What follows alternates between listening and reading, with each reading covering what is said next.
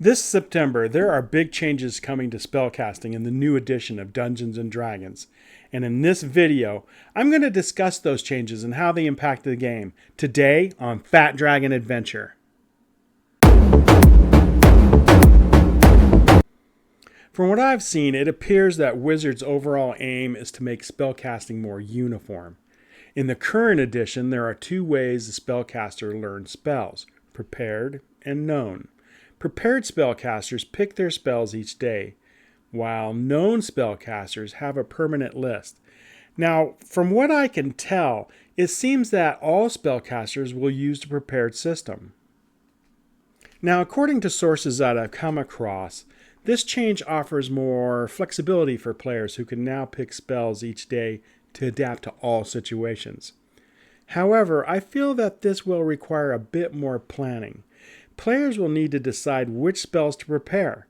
For example, a ranger can only swap out one prepared spell per long rest, while a wizard should be able to swap out all of their prepared spells after a long rest.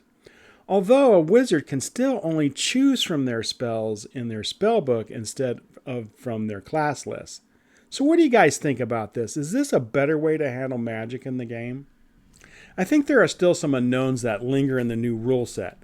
Now, some classes like warlocks and sorcerers, for example, previously had limitations based on their lore. It's really unclear how often these classes can swap spells, and if it's infrequent, it might be similar to the old system. We'll just have to wait and see how this is addressed in the new rule set. Another interesting change I've seen is that healing spells and cantrips like Blade Ward, Resistance, and Guidance have been buffed to make them more effective. Also, I've noticed that high-level damage spells have seen a boost in their power too. And on the other hand, shape-shifting spells now grant temporary hit points instead of a separate health pool. And as a player, these tweaks may be for the better.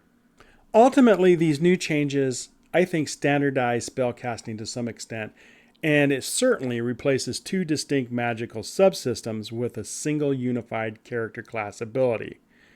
Overall, I think these changes might just streamline spellcasting and offer more consistency between classes.